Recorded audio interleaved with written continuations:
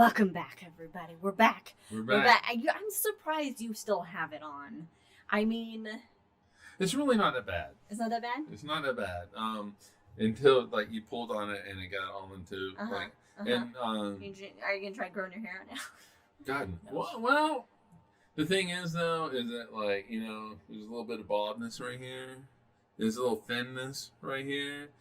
But I have thought about, can I just take it long enough to grow my hair out and do a mohawk? But I don't think that it's ever It's going gonna be a full. It'll get a little. Yeah. Yeah. So the problem is I really do get to where I don't. I know. Yeah, you don't. It's just I can't do it. But it's not too bad right. Oh well, no, I can hang it down. You like it hang down? I like this one that was like over your nose. It was kind of fun. Yeah, it's very like Kurt Cobain-ish. Oh, So. I can't. You got more volume than I do. I can't. I don't have enough volume. Well, all right. So Ron, I do have this. He does have the mustache on. You came in. The mustache would not. It doesn't. It doesn't stay. It doesn't stay on. I need some industrial strength. Like glue. SFX prosthetic glue. To where I can't get it off. Yeah. Or if I It's do gonna have be it, I end up being like John Rhys Davies, where I'm allergic to it. Oh god. somehow. Oh god. Yeah, but it's gonna be Vampire Einstein for Halloween, and I'm gonna be Vampire Marie Curie. Yeah, it's gonna And be. you get like a black Victorian dress. Yeah, it's gonna be great. Oh shit! I didn't even think about what I'm actually gonna wear. Yeah. I don't know. I mean, the Einstein stereotype. wears Well, a it suit. wasn't. The stereotype is the lab Like coat, a but it was tweed even suit? never a lab coat. Yeah, I need Like a tweed suit. Yeah, Brandon, you got a tweed suit? Oh, well. Even if he does. I got some weight to lose. You got a lot of weight to lose. I mean, Holy crap! I got a lot of weight. All right, anyway. Yeah, Welcome back. The Hangover. Einstein and Mike, yeah, wild physics guy, fancy physics men. Yeah, I don't know about that, but Instead of the show Mad Men, it's Physics Men, and it's just that could me and Einstein. Yeah. Oh, that would be great. The budding adventures of. I have to tell you that like my mom is who instilled, like, Einstein is my favorite physicist. He basically just completely changed our view of the universe, Mm-hmm. but I was introduced to Einstein by my mom, because Einstein is actually my mom's, or was my mom's favorite scientist as well.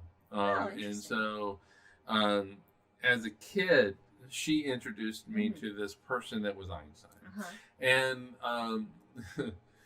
she might not like it, I don't know, but I think that might have been what drove me to really fall in love with astronomy and to fall in love with physics. And Mom, it's your fault. That's all I can say. She can blame the atheism on herself. Yeah. I like Ron's idea, Einstein and Oppenheimer, but there's a dark turn. Yeah, true. So, a lot of people think that Einstein was, really kind of in the trenches and responsible for the atomic bomb. He He really wasn't. He fled Germany. Well, no. He left all he did, his entire role in the Manhattan Project was that he went to FDR. He wrote a letter to FDR, and he had a meeting with FDR, and he was like, you have to do this because basically the Germans are doing this. Oh, right. It was, yes, that's right. That's right. That's what it was. It was like, hey. The Nazis are doing it. I think you do need to clarify, but it's the Nazis. But Oppenheimer is the one who really was the head of it. Oppenheimer always makes me think of like a symphony. It's a symphony.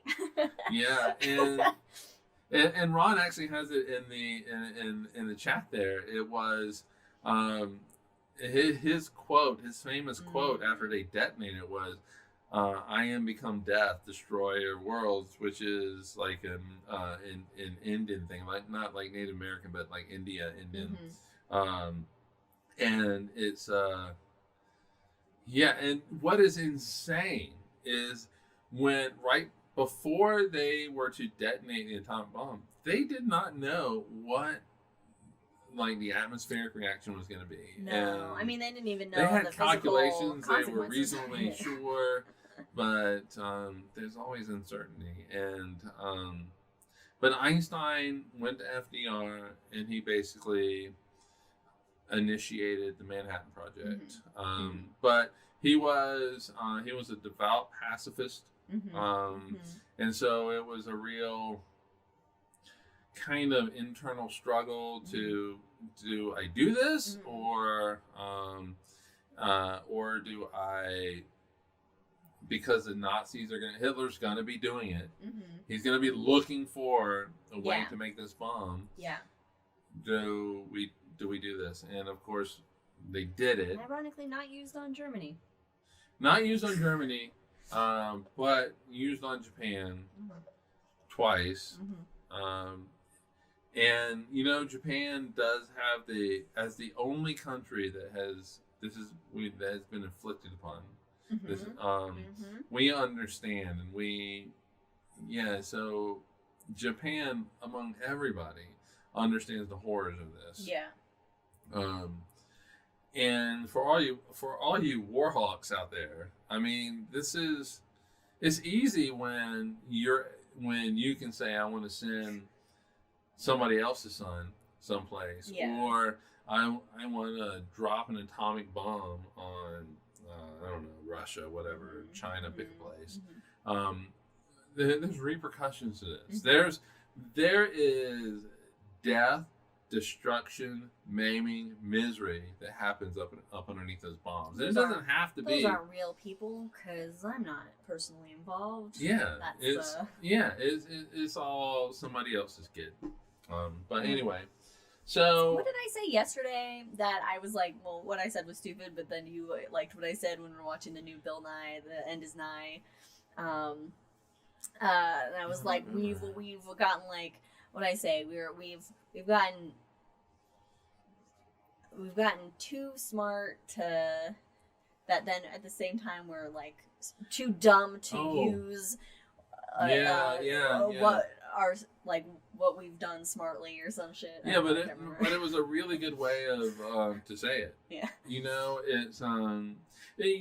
it's like like we've developed we've gotten we're so smart, but are too dumb to use what we've developed smartly. Yeah. Something along those lines. Basically, we're smart enough to do a lot of damage. Basically, is what it is. That's a much better way. And you know, it's that's basically what it is. And Einstein, really and truly, physicist at the end of the day. Okay. Physicists just want to physics. Physicist. Physics gonna physics. Physicists are gonna physicist. Physicists just want a physicist. God, that's so hard to say. Physicists just want to physics, everybody. Anyway, all right. We're all human. We all physics on fizz. Physicists have religious views. They have political views. Because they're people. Because they're people. People gun people. And people don't love people. But at the end of the day, physicists ultimately want to truly understand the nature of the universe. Yeah, they're scientists. Yeah, and Einstein. Unless they work for Ken Ham. Yeah, then they're not really. But Einstein, I really want to poof it up. Yeah, but you want to poof it up more? You want to get some volumizing spray and throw that on there? But Einstein. I love it right now.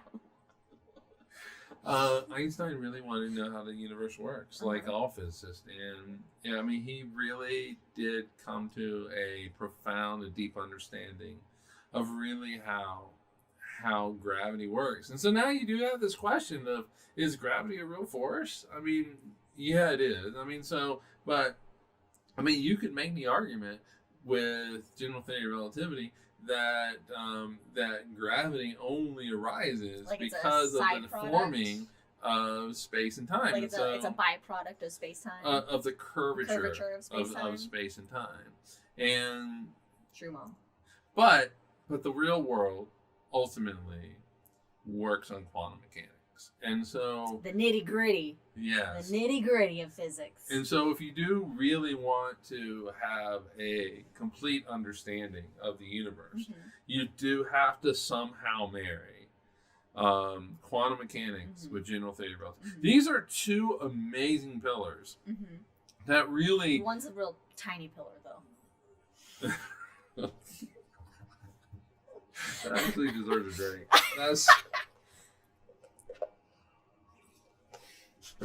That really is good. That is good. One's a tiny pillar. It's a really tiny pillar. It's a Napoleon pillar. He was 5'6". He was normal size. He was normal, but normal size. But all right. Anyway, so they didn't have LeBron Jameses back then. Grants. Well, I'm sure they did. It's just they were probably in circuses and stuff.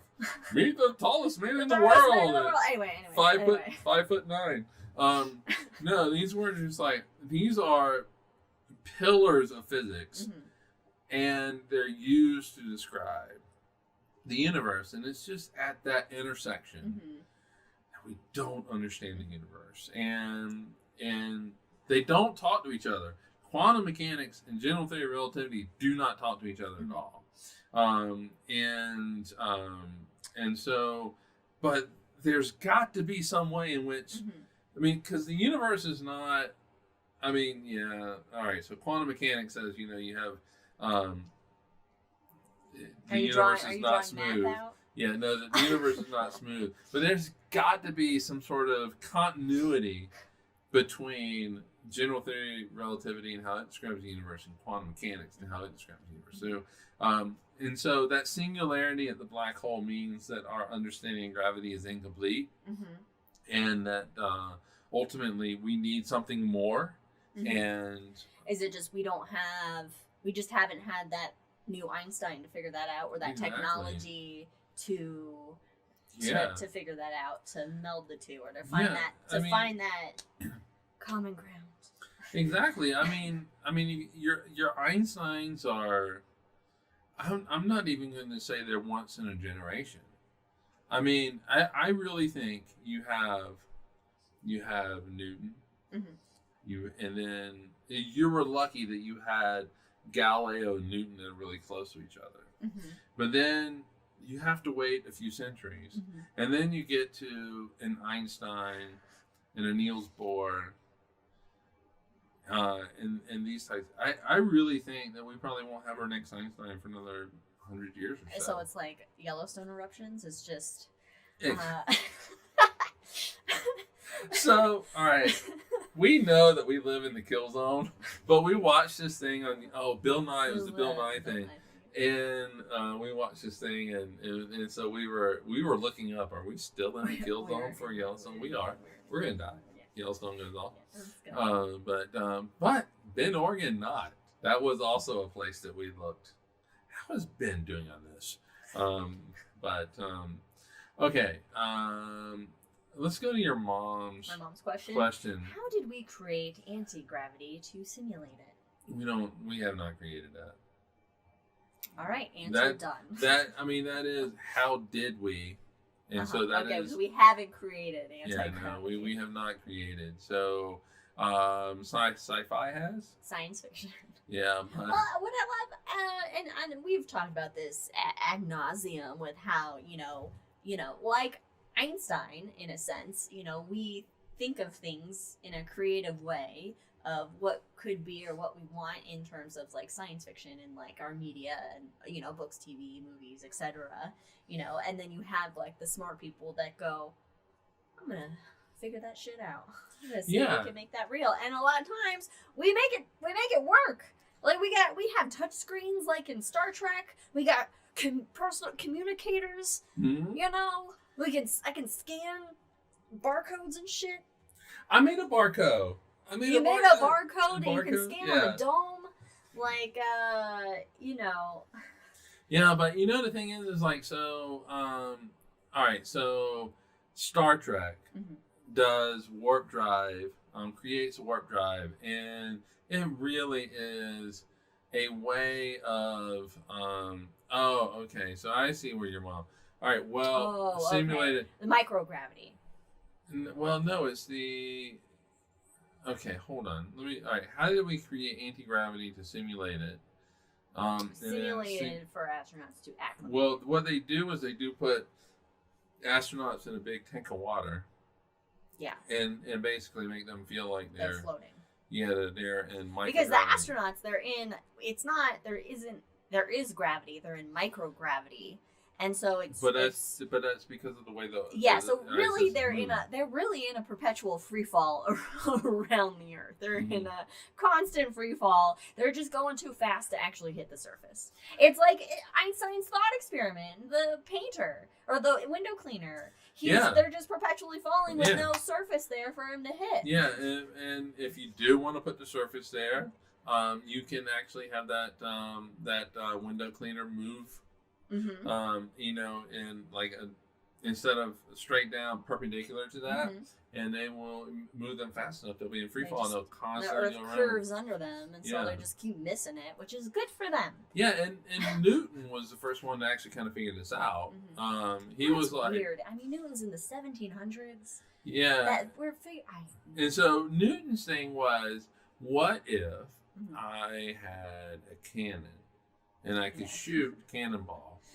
I shoot it, it goes and hits the ground. But what if I shot it fast enough and blow up the cannon? But if I shot it fast enough, it would go completely around the world. Can you do that? And the answer is yeah, if you don't worry about the atmosphere.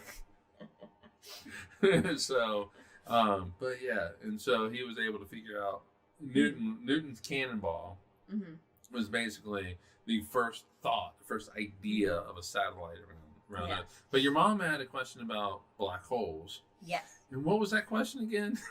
Hold on. She rephrased it in a text message. Light is absorbed by a black hole, or is there a calculation science can make regarding black holes and light, and does it have to do with the speed of light? Okay, so the speed of light is constant, no matter what. Yes. So 186,000 miles per second.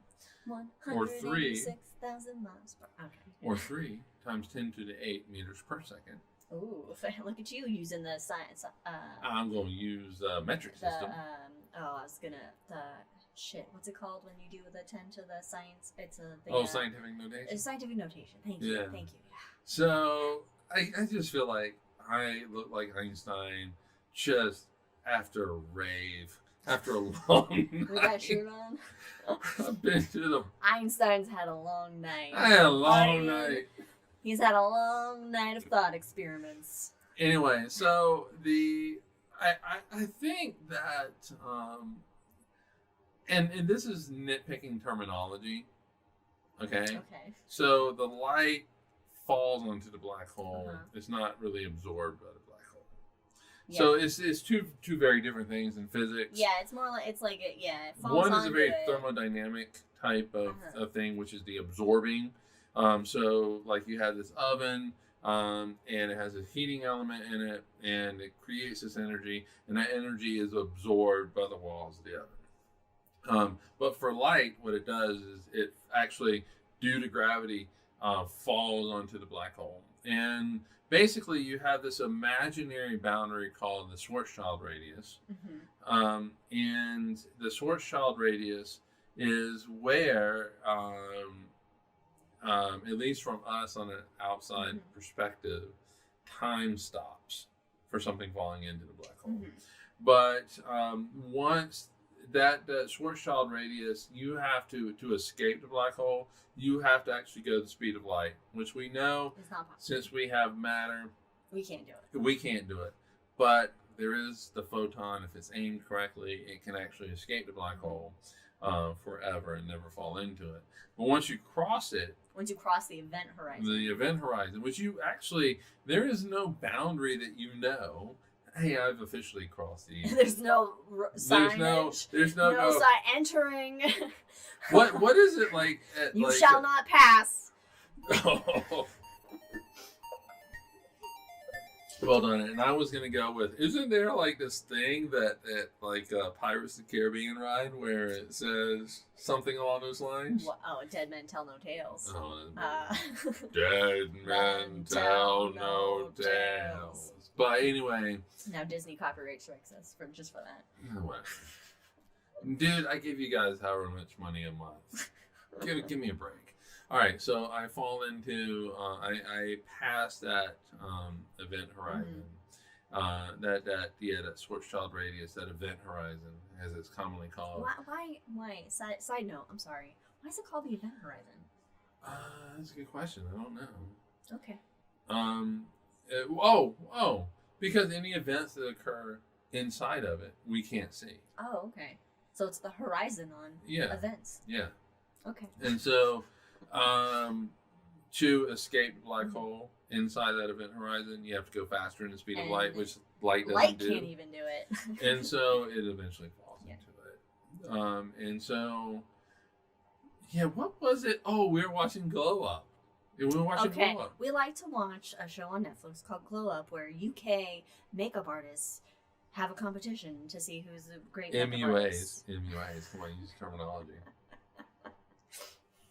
Anyway, there was one where I instantly pulled for her. She lost, but I instantly pulled for her. But she won. And she did a makeup that, in her eyes, was trying to show spaghettification. Oh yeah, she did lose. Yeah, spaghettification. Yeah, and I was like, holy shit. Yes, spaghettification. I am pulling for you. I didn't think I'd hear the term spaghettification in a makeup artist competition. I know, right? And so if you're not familiar with spaghettification, which is an actual scientific word now. Oh god, one of my favorites. Which my is second favorite. Oh, that should have been a drink name, actually. Well, wow. I know that I've... Check out our Black Holes episode. Yeah, I know I've described this, but might as well do it again. If you have an astronaut, myself, for example, falling into a black hole feet first, the tidal forces between my feet and my head are so extreme that I get stretched out. Until eventually each one of your atoms gets stretched. Well, we get there. Okay. We get there. And so I stretch out, I get longer. But I also get skinnier, which is what I like. Yeah, so I'm getting skinnier. I'm getting the LeBron James. I can dunk a basketball. I'm tall. I'm feeling a stretch. It feels good. I can do yoga without doing yoga. Tell that to the people in medieval times on the rack. Well, speaking of them, you can only stretch so far before something happens. Before something rips off. Yeah, your skin is only so stretchy. And you tend to split in half, and eventually everything else goes pop. Pop those protons. Then your protons do pop, Mom. Yeah. And so it's not a good thing at all. Dr. Proton Popper. Yeah. Oh, that's a good one. That's a good show. That's a good show. We're gonna do it. Oh, because I mentioned it in the actual show, Twin Paradox. So in Relativity, there's this thing, I'm sure you've heard of it, called the Twin Paradox. No, You've heard of it. I mean, I've heard of it, but I don't know if all of our viewers. All right, so the Twin Paradox is this paradox that arises, quote unquote paradox. Now, are these identical twins or fraternal twins? We're gonna say they're identical. Okay. These two are from England, because apparently the entire country is twins. A lot of twins. A lot of twins in England. Anyway, watch Glow Up, and you know exactly what I'm talking about. So anyway, you have two twins. One stays on Earth. Well, can be only a max of two twins. Otherwise, you have triplets or quadruplets or quintuplets or all right, septuplets. Let's just say, Mark Kelly, and what's the other one? It was just is it Scott? Scott Kelly, Mark Kelly. Help us out, chat. Oh, anyway. The Kelly astronaut twins. Yeah, one's a senator, and the other one was an ISS. Well, they were both on ISS at one point. But anyway, so... Scott Kelly. Yeah, Scott Kelly. That seems right. All right, so Mark and Scott Kelly. because Mark Kelly stayed on the ground while Scott was in the ISS, we're going to let Mark go on his little... No, Mark's a senator. We're going to let him stay in the Senate. Yeah, we need him in the Senate. We need him in the Senate. All right, so they're twins, and... they're kind of fraternal, though, but... Are they really? They look different. They don't look identical. Okay, let's say they're identical. All right, we'll pretend they're identical. They're close enough. Mark stays on Earth. Scott gets in a rocket and he flies off to Alpha Centauri, Proxima Centauri, the closest star to us, 4 light years away. Yeah. And he's going about 99.9% of the speed of light. Oh, okay. Yeah, he's going pretty fast. Going pretty fast. So from Mark's perspective, who's on Earth, well, now, bye, bro. Bye, bro. I'll never see you again. Time slows down for his brother, but from Scott's perspective, it is Mark that is actually doing the moving, and that Scott is staying still. And so if Mark does the calculations, Mark's like, holy shit, I'm going to be 110 years older when Scott comes back. I'll be dead. All this kind of stuff. Scott does the calculations, and he's like, holy crap, I'm going to be 110 years older. But Mark's only going to be like 5 years older. Holy crap, I'm going to be dead. So who's right? Who actually ages? They're both right. Well, from a certain point of view. Star Wars reference. Oh. This is when Luke was talking with the Force Ghost of Ben, and he's like, "Why didn't you tell me that that Darth Vader is my father?" And he was like, "Well, I told you the truth from a certain point of view." Oh, right, that's right. And it's like, that's a bullshit answer. Whatever. Yeah. It's all relative. It's all relative, right? So who's right? Well, the thing is like, Mark is the one who actually ages 110 years. Yeah, because he's not the one traveling at 99.9% the speed of light. Yes, but special theory of relativity says if it's just the two of you, just the two of you in the whole universe, then yes. Then it kind of washes out. But however, it's not just two of you. You have basically, because remember, there's no preferred frames of reference in the theory of relativity. And so it's not like Mark is more special than say Scott. Right. But Mark is kind of stationary relative to like the distant stars and things like that.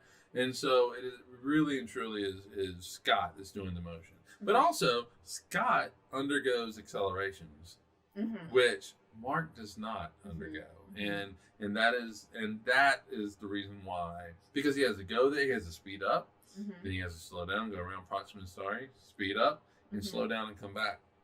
And that is another reason why.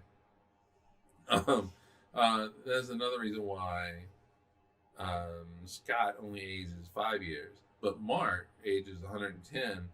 But he's able to bring back Roe v. Wade. He becomes president and throws Trump in jail from a certain point of view. This is going to be out of left field to make a baseball reference. But in one of my dreams last night, someone murdered Trump, or I murdered Trump, or somebody murdered Trump, or Trump was dead. I don't know. There was something that happened. That's all I remember is Trump being dead, and there was blood. And there were celebrations around the world. Oh, I'm sure. The Ewoks came out, and it was at the end of... It was a big Ewok party. So is it? Yes. So it's the end of Return of the Jedi, and you have the fireworks on all the planets, and the Ewoks are doing a little party, and Luke and everybody doing a little party. And it's all because Palpatine's dead. Yes. Trump is fucking Palpatine. Anyway. Yeah, playing drums on the helmet. Got this little, steel drum kind of reggae beat going on. Anyway. Oh, that was good. I mean, that's worth the price of admission right there. That's the second time you've used that phrase this week, I think. Well, you started like yesterday or whenever it was. We were talking about, you know, some personal thing with thing that applying. Oh, right, okay. So, yeah. Anyway, sorry, I didn't mean to take us off into that territory, but anyway. Yeah, I mean, you know, Einstein, theory of relativity is a mind-blowing thing, but figuratively, yeah. yeah, definitely not literally. But Einstein, it's because, you know, his thought experiments he lived in his head for a bit. Just some dude thinking about shit. Yeah, and you know, it just kind of just thinking about it like deeply, and it revolutionized the way that we thought of the universe. But it's also Einstein when he submitted the special theory of relativity. Remember, he didn't win the Nobel Prize for that. No. He won it he could have. Yeah. But he was ridiculed in some places. He was. They always are. Like, it always is. They're ridiculed, and then it's like, oh, it is right. Yay, applaud. I know, right? He was ignored. There were also racist components because he was Jewish. Yeah, it was called Jewish science. By what does that mean? By Nobel laureates, they called it Jewish science. And so, but he ignored all that. He persevered. He persevered. He could have, at the end of the day, gone, I've put out these 3 just incredible papers. All 3 of them actually could have won a Nobel Prize. But, you know, the special theory of relativity just is not the end of the story. And I need to get to the end of the story. He was rejected for working at universities. That's why he was a patent clerk. He was rejected. I mean, but look at that. That's you know, even Einstein's rejected. So, you know, if you get rejected from something, then keep going, because even Einstein was rejected. Yeah. And you know, I mean, I'm a couple of drinks in at this point, but you know, it makes me think something Ron said. Like, you know, you got to tell your students that, you know, basically believe in yourself. Yeah. And believe in your thoughts. And, you know, how many... All right, so... No, definitely. Okay, so when I was a kid, and you're in school, high school, you go to a guidance counselor and you say, hey, what am I going to do in my life? And they were like, hey, you go to college and study these things and that thing. I don't think I ever talked to a guidance counselor. Yeah, well. That was probably a problem. But I am 8,000 years older than you. I was born in 1875, so. That's right. You're dead. Yeah. So what would they tell girls? They would tell girls you need to be a nurse, or you need to be a teacher. Or a mom. Or a homemaker. You're gonna be a homemaker. You know, it's and boys. Even women weren't allowed to be teachers until like some ridiculous year. Yeah. I don't know. Oh, and they had to be unmarried. As soon as you got married, you couldn't be a teacher anymore. Yeah, because your role's in the house. Then you had to pop out those babies. I don't really know what Ron's asking, but my mom asked, didn't he flunk kindergarten or something? Einstein. I think my mom's referring to Einstein. Yes, Ron flunked kindergarten. It was you, Ron. You don't remember this, but remember, I was born in 1875, so I know all. Anyway, kindergarten is a German word. It is a German word, yeah. And so is beer garden. So is Ischlibedisch. I don't know what I'm talking about anymore. Okay, Einstein. Oh, yeah, and so, yeah, how many Einstein girls did we miss out on? That's a lot. We did. How many African American Einsteins did we miss out? A lot. And, you know, there's a lot of there is a lot of privilege that is part of education. I know that Look at school like funding. some of my neighbors, some of our neighbors. I don't know whether it be mine and not yours, but some of our neighbors. I didn't know if you're talking in the past, growing up in your neighbors, or No. This is like now. Okay. This is now.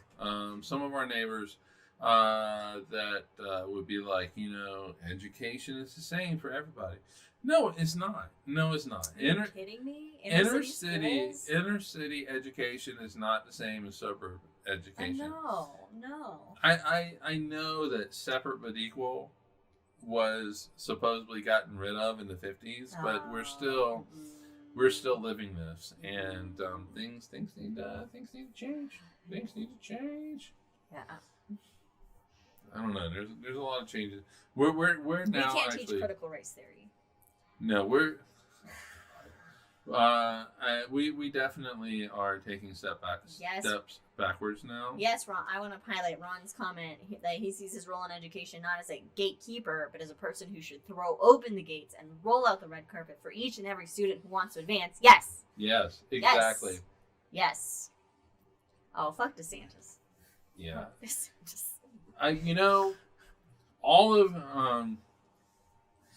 All of these DeSantos Let type, the kids be gay.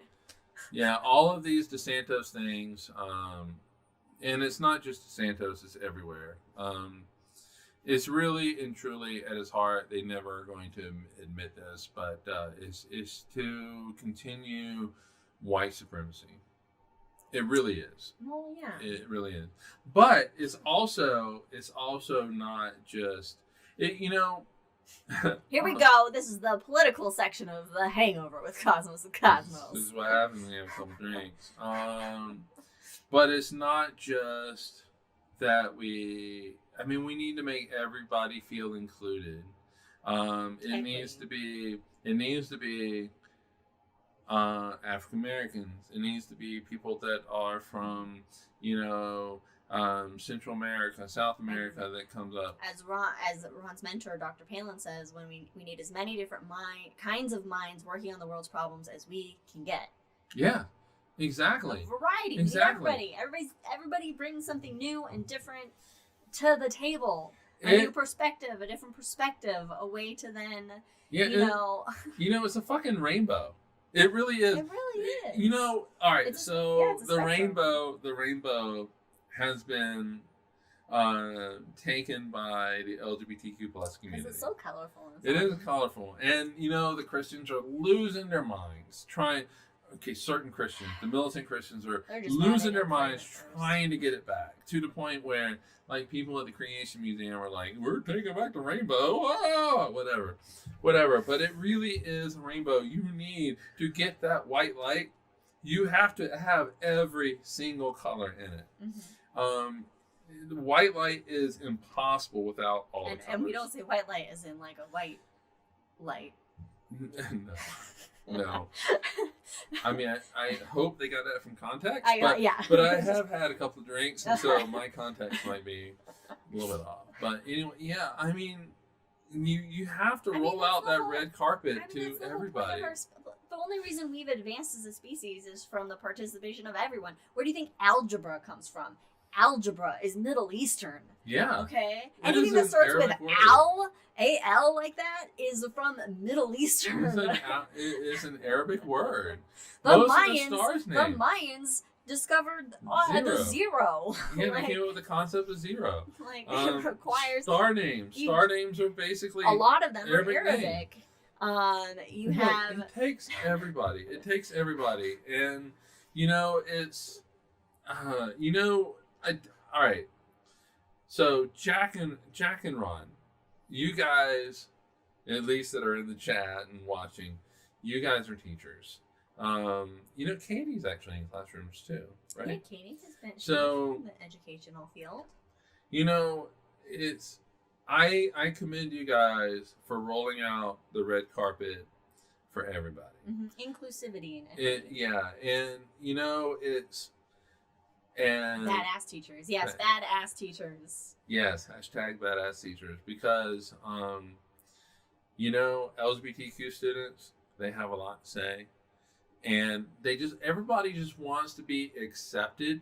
Mm-hmm. Everybody wants to hear how they being their community, has advanced the story of humanity. Yeah, is valid and is a person can participate and is.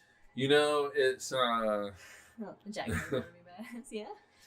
I mean, yeah, I in high school, there was a gay kid who was beaten up. I mean, badly beaten up for being gay. And, that tends to shut people down. And DeSantis is shutting down. Basically, he is telling LGBTQ kids that they aren't valid and that they can't see. Representation is everything. Mm-hmm. It is everything. You do not feel part of a community. And so, Married at First Sight, you guys need to have same-sex couples. I'm just telling you. And so, you want to see yourself. You see yourself in the mirror. Yeah. You see yourself in the mirror, but you want to see yourself in the community, in the story. I got one. Yeah, it's still there. You want to see yourself portrayed in the stories on TV and books, and DeSantis is basically doing a book burning. And you know who else did book burnings? I mean, he's not doing a literal one, but the Nazis did a literal one. Look, if you're doing anything Nazis did, you're doing something wrong. Yeah, and it's getting rid of discussions about gay people or African Americans or the racism that occurred in this country does not get rid of gay people and African Americans and racism. Yeah. It does not do it. In fact, it's still there. It's still there, and in fact, you are shining an even brighter light on it. Making abortions illegal doesn't eliminate abortions, people. It's gonna happen. No, but you know what it does do? Kill women. It's gonna kill a lot of women. And girls. It is going to kill a lot of women. Oh, wow, Jack. You're with us on Married at First Sight. I thought we were going to be the only ones, unless Katie was watching. Yeah, I figured there was like an issue with them not wanting to touch. But they need. Okay. But they need to. They need to show that. They need to because. Gay couples are going to have the same, similar issues and even more difficult issues. We're watching the San Diego one. We're a little bit behind, but we're watching the San Diego one on the latest season 412. But they need to do. They really. San Diego, California. I know. Can you imagine the great TV drama of a gay couple on there? Well, that would be. Oh my God. Yeah, I know, right? But maybe one season they'll do this. I do wonder, Pastor Cal, does he push back on it? I don't think so. I don't think so. I think they're very progressive. Anyway. We should have evolved past this and honor and learn from art. Yeah. I mean, you would think. But, God, we're such a slow species to evolve. You know what's crazy, though, is that all these, some of our neighbors go, America's a great melting pot. But they don't really want it to be a melting pot. They don't want to accept the melting pot. They don't want to accept They want this homogeneous state for, and everybody's the same. Mm-hmm. They want African Americans that bleach their skin and people from, if you're from Central America and South America, they don't want you coming up anyway, but if you do, then it's going to be like, well, you need to be American. Yeah, I mean, it's just that, and I've said this before, it's just that kind of evolutionary psychology of us versus them, mm-hmm. That we tend to still revert to, because the them is something we don't know or understand or can't really relate to is scary, and then it, for some reason, then we feel like it's a threat or what is going to take something away from us, when that's not in reality. In reality, you're going to grow and learn so much more by understanding the them, and you're going to be able to develop that empathy and it's an opportunity create to grow that as a person. closer bond a connection with those who are different from you or think different from you, or but having it's, I think we have a lot of growth that we need to do as a species, Right.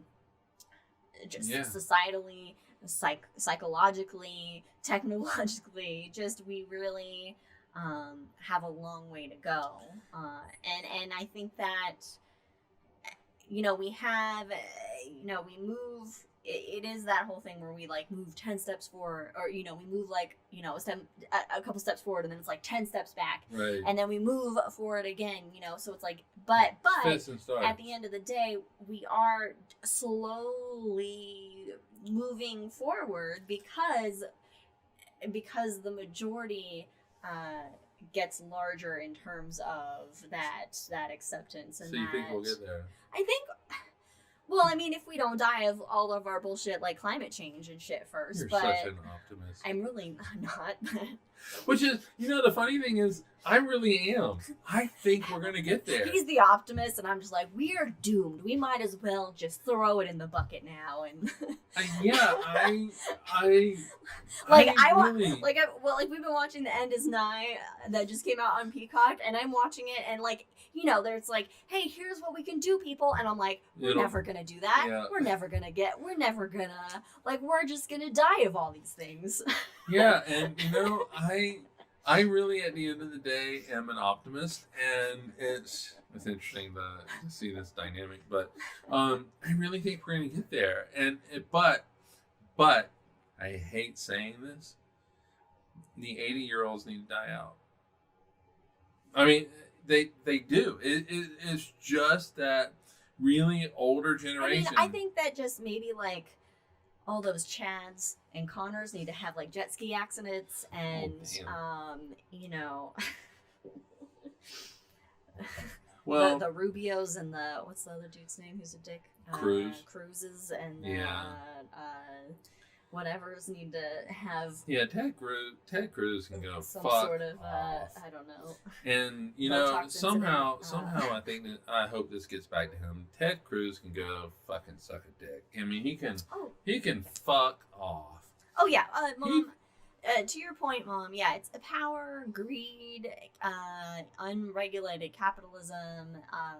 White supremacy and religion. It's all just a means to maintain that control and that wealth and that. And now you have religious, bend the Christian society to your militism. And I mean that's the whole point of, and that's actually been the point of, say, institutionalized. And I say institutionalized a little bit lightly if I'm going back to, like, say, the Greeks, but institutionalized religion, it has been a means of kind of just creating those societal norms based on those who are in power. So it's like, for the Greeks, it was kind of like the Greek gods were actually they had human quirks. They were very, very human-like in a sense, and there were guidelines on what and what not to do based on what will make the gods angry or not. And that's the same thing. It's all a means of shaping the society and constructing those norms for whoever is in power.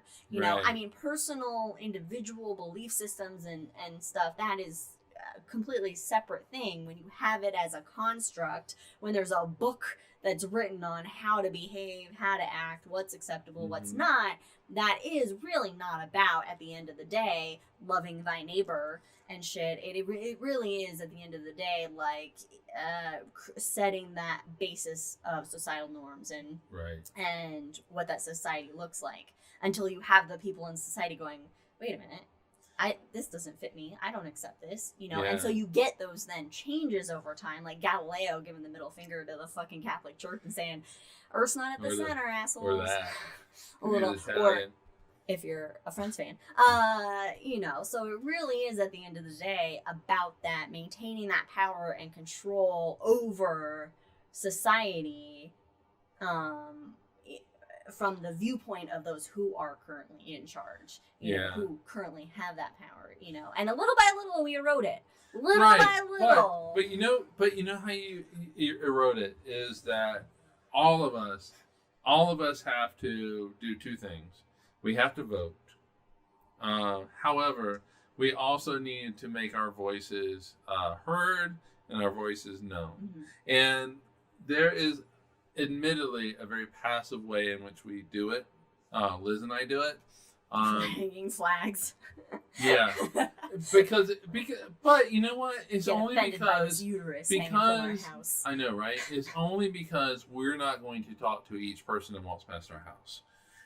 And so we have to resort to this passive way of doing it. Have I told you about my God and Savior abortions? Satan.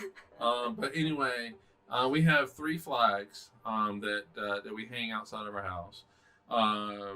We have the Bi Pride flag. We have the rainbow flag. American flag, a rainbow American flag. Rainbow American God, flag. I wonder how much that pisses people. Yeah, I love it. And we also have the Don't Tread on My Uterus. Don't tread on my flag. uterus flag, which is like and Don't Tread on Our Universe. Oh yeah, which is like the libertarian "Don't tread on me" flag, but just with a uterus in the middle of it.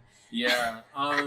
And we've had people actually look at it and shake their heads in disgust. But then we've had people that say they like our flags. Yeah. And thank us for having them up. We had and this then we've one had lady. people rip them down. We had this one lady literally get out of her Yeah, car she and take a was picture of taking it. pictures of our house. Oh yeah, no step on snake. I just want to comment on a couple things here. So Jack said a fast way to freak out students on the Get to Know You survey I give the students has a line saying, name your preferred called pronouns. Do your parents know this name? And so many kids saw this. Well, that's a good question. And then they bought into the idea that his class is a community. And at the end of the day, we're a community. Like, we're a community that should all be working together, supporting each other, believing in each other.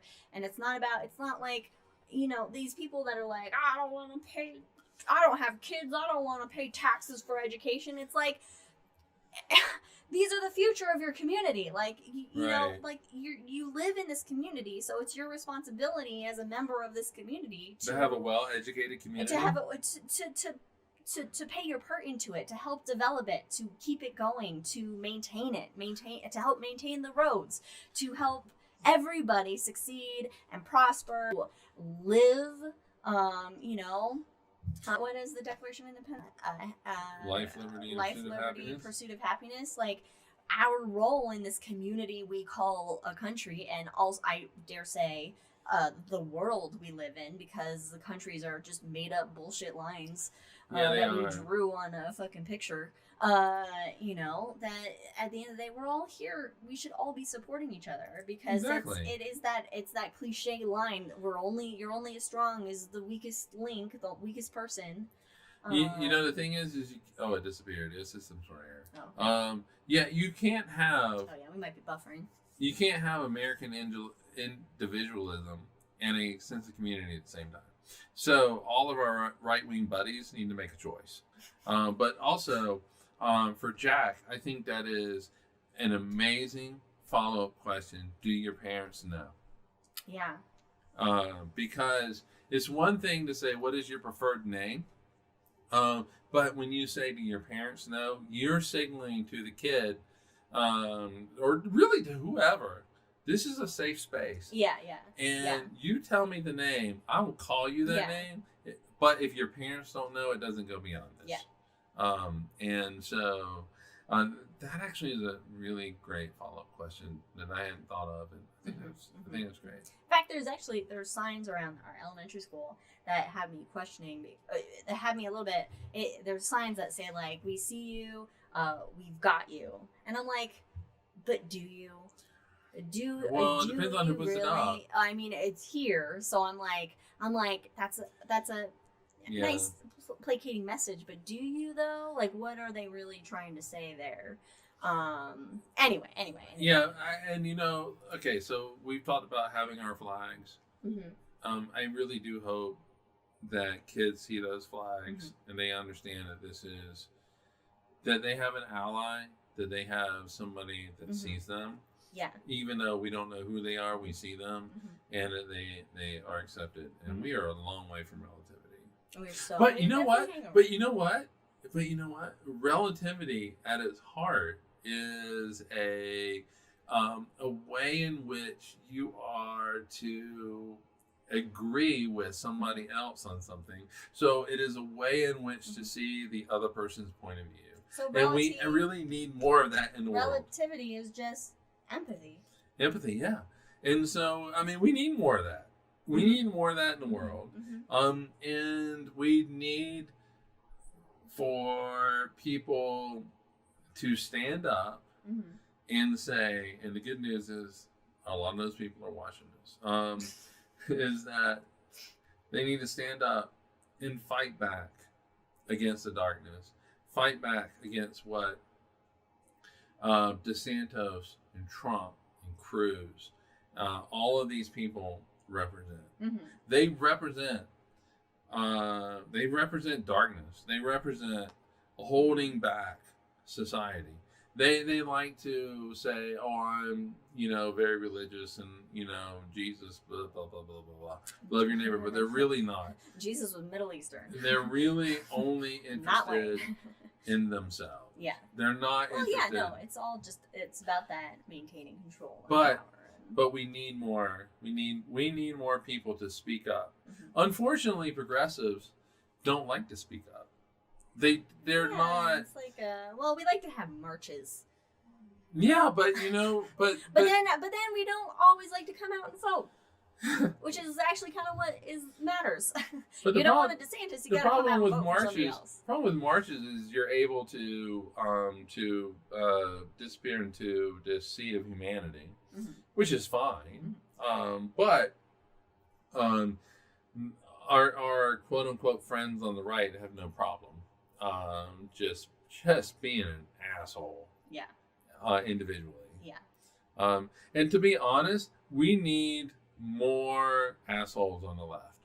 So I have no problem. We need more people on the left need to play a little bit dirtier. A little dirtier. Not like corrupt dirtier. Just a little. Just be a dick a little bit. And you know what? I'm going to do this more often. I wore my pro-life shirt. No, my pro-choice. What?